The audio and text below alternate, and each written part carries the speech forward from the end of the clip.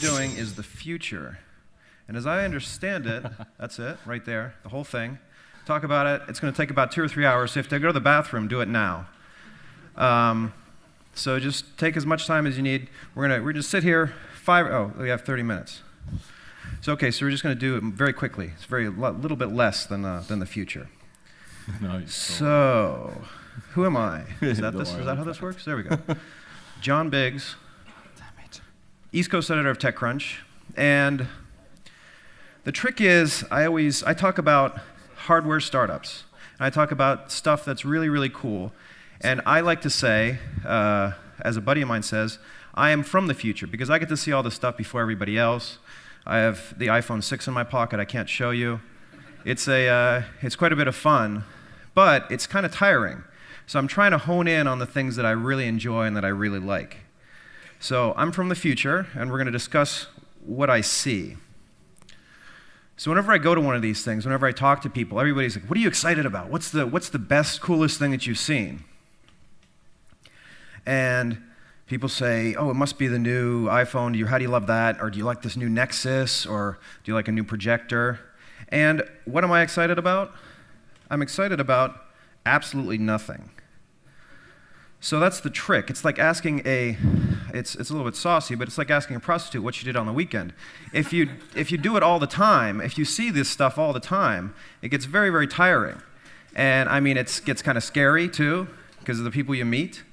And you spend a lot of time doing it, and you don't want to do it anymore. So that's it's one of my biggest problems. Okay, so that's not true. I am excited about some technology, and I am excited about some hardware that I want to share with you. I have 2 things that I want to share. I want to share the things that I'm really excited about, the things that are going to be changing here in Europe, in the States, and especially in Asia. But we're also going to talk about the things that have happened in the past decade that are changing enough to make things really interesting for people who are trying to disrupt e-commerce, who are trying to disrupt business, for people who are trying to disrupt any number of things. So what do we got here? So for about a decade, right, we focused on services. We focused on social networking. We focused on aggregation. We focused on eyeballs. We focused on things that we thought were important once we figured out that the internet was really, really cool. And the trick is, those parts of the internet aren't cool anymore. Those parts of the internet are already infrastructure. It's like you don't look at the light socket and you say, oh, that's amazing. You should look at the light socket because there's a lot of electricity coming out there, and it's actually very powerful. But that's all infrastructure. We don't think about that anymore. So this is what I'm excited about. This is the first thing that I'm excited about. This is a 3D printer. This just came out 2 weeks ago. I met the guy who makes these things. His name is Bree Pettis. These guys made this thing in a garage in Brooklyn. And then slowly but surely they built a business out of it to the extent that they're making all kinds of money doing this. They got funded for $9 million, and they built this amazing Knight Rider looking thing over here that looks like a robot that had sex with a conveyor belt. And it can build any number of things. So that it can build this, for example. Can you see that? This is me. Is that good? You see that? I could throw this out and you guys can pass it around. It's kind of goofy. It's my head. And what they did, they brought me in and they powdered me up. So I was completely white. They powdered my hair too. And I look like I have a little bit of an afro because of that. It's a very soft hair. I have beautiful hair. But the trick is they scanned my head and they put it online. And let's see if we have it here. The next one, there we go. No, we don't have that one. If you go to jdbny.me/8, jdbny.me/8, you can download my head right now. And you guys can all have my head. You can print this at home, and you can make like a sex toy or whatever you need to do. Whatever needs to happen to make you guys happy, I'm here for you. So we'll put me over here for a minute. Now, so that's a toy. That's nothing particularly special, correct? Now, the trick with 3D printing, and this is why it excites me so much, is that it really disrupts all kinds of things. It's teleportation. I can send my head from this room to you, or you guys can print it at home and you can have a lot of fun with it. Or, for example, you can print out a little bracket. So I needed a bracket for some piping that was underneath my sink. And instead of going to the store trying to windle it out of wood, I couldn't really do it out of wood, and I don't have to do any welding that often. I found a little thing that looked similar to what I needed, and I ran this pipe through it, and I printed one piece that was too small, and then I printed another piece that was just right. And I did that in about 45 minutes in my attic. Whereas before, you have an entire supply chain. You have China realizes that there's a need for this pipe fitting, so they have to manufacture a mold for it. They pump out 5,000 of these things. They ship them over to wherever, and nobody buys the things. They just sit on a shelf. It's a lot of resources. It's millions of dollars worth of resources going into one piece of thing. Millions of dollars of resources that you used to have to do to build this little bugger over here. All right, so that's 3D printing. That's what I'm really excited about. So if you need to know what I'm excited about, that's the first thing. This is other stuff I'm excited about, the future of transport.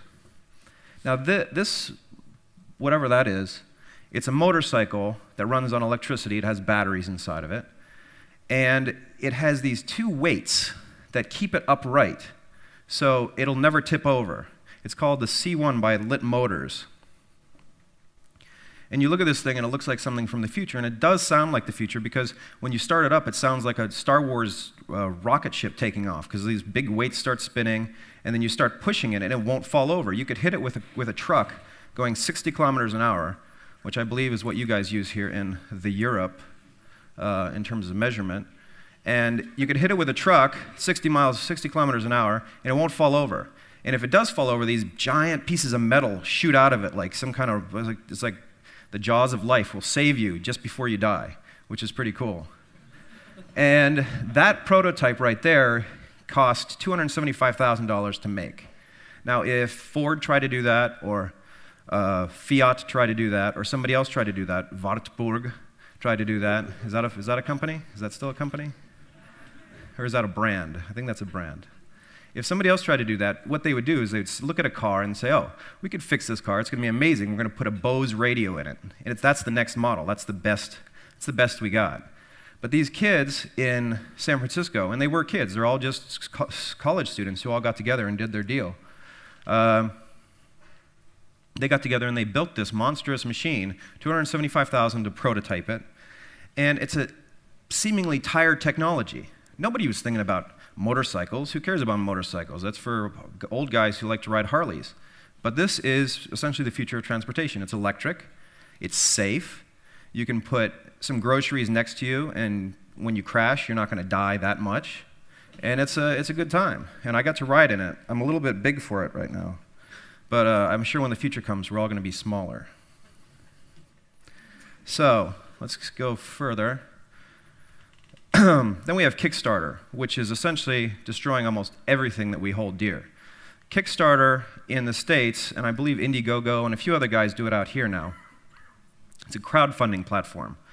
And one of my favorite things about these crowdfunding platforms is that you can see a lot of the future right there. And why do you see the future? Because it doesn't cost very much to put up a Kickstarter page. If you're a smart guy and you know what you're doing, you can build a gadget, you can build a 3D printer. You can build a game. You can build a robot. Today I wrote about a little robot that rides around with your iPhone connected to it, and you can see what the robot sees, and you can talk to people across the room or across the country, and we can have these little telepresence robots, and they're going to be everywhere. But the trick is, when you put up a Kickstarter page, it doesn't cost you anything. It basically only costs you your education. It costs you the time that you put into designing for this thing. It costs you the time you put into thinking about this project. Then you get a bunch of money, because you raise a bunch of money with this platform, because people donate to you. And once you have all that money, you're a happy person. Oh, this is an old presentation. All right, so there's a lot of nudity in this next slide. Once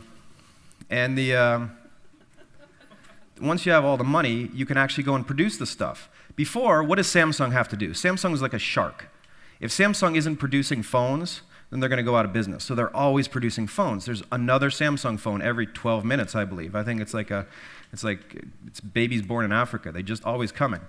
And they have to do this or else they're screwed. They're going to go out of business. That's what they physically do. They make phones for everybody. And if they don't make another phone, they're going to fail. Whereas if you want something cool and you want to make something cool, put it on Kickstarter, wait about 29 days, you get enough money to make it, you make 5,000 of them, and if you need to make more, you can make more. If you want to make less, you can make less. And everybody wins. The people who get these futuristic items, these cool toys, are happy, and the people who see all this stuff, they're inspired to try new things. Let's go past that one. That's weird. Actually, that was pretty cool. No, you don't want that. So this stuff is dead. As TechCrunch writer extraordinaire, I get so many emails from people who have all this stuff to tell me. It's all services. It's all stuff where people are talking at you. People are trying to sell you stuff. So Groupon clones, don't do those anymore. Don't even try. We're done. Everything's done with Groupon. Maybe they'll go out of business, maybe not, but who cares? E-commerce subscription plays. And what's going to happen soon, I don't know if it's here yet, but you have this situation where you can order and subscribe to diapers, or you can subscribe to shaving cream or underwear. And once you do that, then you realize you have $1,000 worth of underwear in your house that you're never going to wear. And this happened to me, and it's a mess. So e-commerce subscription plays, don't do those, and don't tell me about them, because I hear all about them. Gamification, if anybody says gamify to me, I'll punch them out. That's one of the tricks. So that's one of my pet peeves, gamification. No fun. And social anything. So we're past that, aren't we? Aren't we past this whole social era? Aren't we into this era where instead of someone connecting us with people, we're connecting with the people that we really want? So hold on. This is what we should be working on. So before I talked about what I loved, and I think the key thread that runs between those three things, 3D printing, the cool little car over there, and Kickstarter, is that we are all looking at old ideas and disrupting them massively. We're disrupting the manufacturing industry. We're disrupting the automotive industry. We're disrupting the way we get things done. So what should you be working on if you're a software designer? What should you be working on if you're a hardware designer? What should you be thinking about if you're trying to make money off of the internet? We've been talking about this at the site, at TechCrunch, a lot. And we see so much stuff come in. We see a lot of stuff coming in for Disrupt, which is our event. We see these pitches where these people have all these great ideas that we've seen before, but we've never seen ideas like Jared's idea over there. Let's calm down a little bit. Let's figure out focus, time, and attention. What do we want to offer our users? What do we want to offer our customers? We want to offer them a chance to gain back those three things. The most important thing to me right now, and I'm hungover, is that I can have focus, and I can have some time, and I can have some attention. The thing that services should think about is that you don't own me. You don't own my information. You don't own my photos. And the way things have worked so far is that these services expect us to work for them. We're doing a lot of work to upload photos. We're doing a lot of work to maintain our little profile pages. And all that can go up in smoke tomorrow. And I've seen it go up in smoke tomorrow. Grono, I think, was one example over here. So all that work, millions of hours of work, goes into maintaining your connections and meeting your grandma online and finding old girlfriends to stalk. And it's not worth it. Nothing comes out of that. So it's wasted work. Then there's eyeballs. Everybody talks about eyeballs. Everybody has a portal. Everybody has services that are looking for, you can ramp up real quick. You can do all kinds of scaling. You can do all kinds of changing. And it's going to just be amazing because everybody's going to come. But what if you have an API call? What if your whole service is an API call? What if you're offering data to someone? How do you assess what an eyeball is there? Well, how do you assess what a human being and what a valuable interaction is there? You can't. So we have to stop thinking about these eyeballs. Facebook has 2 billion eyeballs. It only has 1 billion users, and its customers are those users. And 2 billion eyeballs doesn't really matter. It's what those customers are going to do for Facebook and what Facebook can do for those customers. including monetize Facebook, which is another important aspect for those guys. But the way people need to think about these things, the way we need to think about these things, is how we can allow for curation of content, how can we share content, how can we connect these objects that we hold, these avatars of our services, physical avatars, with the web. So one of the things I want back, personally, is my focus. And what's allowing me to do that, and what's allowing me to help myself a little bit, I realize that 56% of us, of tablet users, wake up and go to bed with our tablets in our hands, which is kind of disturbing, especially if you're married, and then you guys don't touch each other anymore, because you guys are like, well, just tablets. Just rub the tablets together, NFC. And you poke each other on Facebook. So we're rushing away from the things that we want these social networks to do for us. We're rushing away from being connected with each other.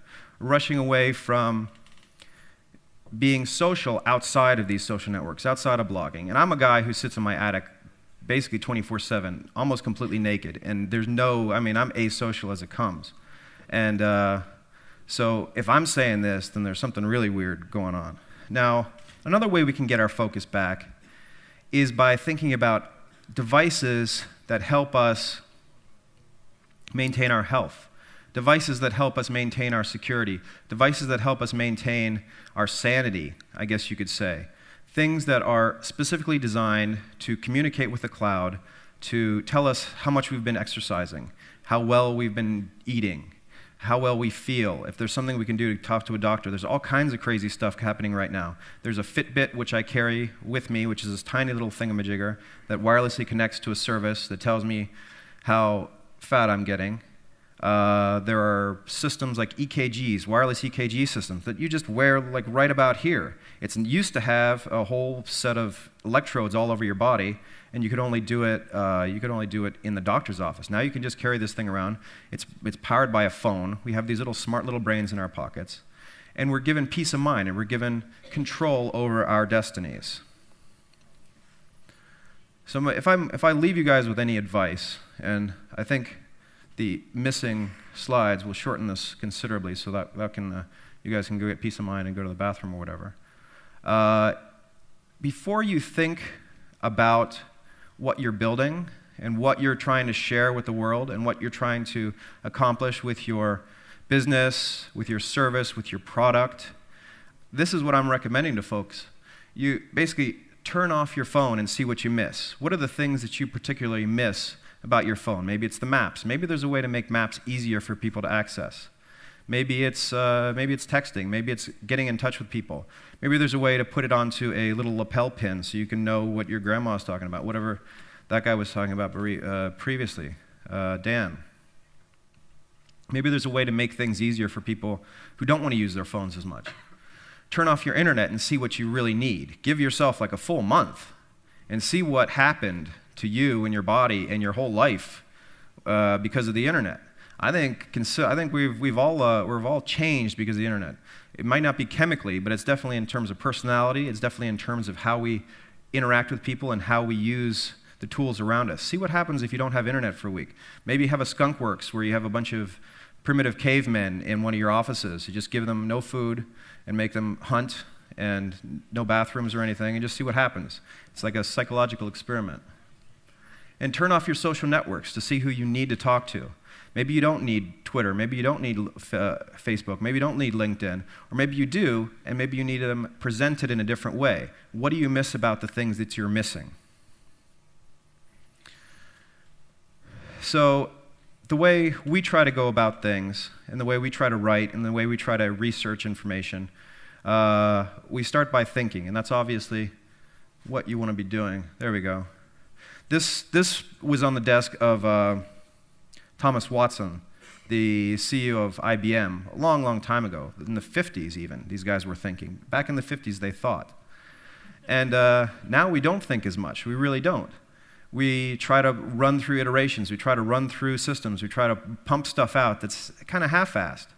But again, there's also another trap. You could think too much and never produce. So The next thing I'm thinking about is do. So, what did I talk about before? Ways to do stuff that are much quicker and much easier than ever before. That's the future. The way of producing things and the way of selling things and the methods to get to the objects that we hold in our hands, that we use every day, is much simpler to do, it's much easier now, and it's much faster. So people always ask me, oh, should I make this product? Should I do this great service? I'm like, yeah, you should. Well, you know, I work 9 to 5. I don't want to do that. I have kids. Well, why don't you quit your job? Well, I can't do that. It's impossible. So you're not actually doing. You might be thinking a lot, but you're not actually doing. And the key to that is that now you can do it much more quickly, and much more easily, simply by using the tools here. Say you want to make a new tablet. You can print out your own tablet. You can get all the pieces online. You can use an Arduino board to build a prototype. Once you know it works, then you get on Kickstarter. And you have a product that you can feasibly sell to a lot of people. If nobody buys it, then you got to do this. You got to repeat. You got to reiterate. You got to fix it. And those 3 steps, think, do, repeat, are the key to success. Obviously, everybody knows that. But what I'm saying here is that the tools that we have are much more easier to use and much simpler than ever before. So almost anybody can pull this off. So I guess in closing, what I'm trying to say is that the future's here, it's all around us, things are happening, and there are ways that we can disrupt the ways we think about things that can change things for good. 5 years ago, I didn't think that I could print my own head. I didn't think that I could give you a link to my head and you guys could download me. You can actually put rabbit ears on me as well, which is nice. 5 years ago, I didn't think there was going to be a land speeder that looks like something out of Star Wars, but there is. I wrote in it. It's right there in Cupertino if you want to go out and see it. It exists, it works, and it will be sold. About $15,000, I think they're selling it. So if you want to throw away your smart car and just buy one of those, that's pretty cool. And then, finally, I never thought 5 years ago that somebody could give Sony, who's been making smartwatches for years and years and years, and they couldn't sell a single one of these pieces of garbage. And then 2 guys get on Kickstarter, and they sell, I think it's $10 million worth of smartwatches in a couple days. And people actually care about this stuff if it's presented correctly and if it's presented in a way that shows care and attention to detail that we're missing in a lot of the interactions that we have with the internet today, a lot of the interactions that we have with the commerce players today, and a lot of the interactions that we have with the manufacturers today. People really don't like manufacturers anymore. Look at Apple. Apple's suffering for the way that they've treated the manufacture of products. They manufacture a lot of products, obviously, so there are some things that we have to understand there. But if you know that you have sort of this artisanal, small batch, microbrew hardware that you can buy and you can use to build the cool stuff that you want to do, I would be very, very happy, especially if I were a designer, especially if I was a programmer, and especially if I was a thinker and a maker. So, that is all I have for you guys. Thank you very much. If anyone wants my head, I can just throw it out in the crowd. Got my head? Woo! That was a lot.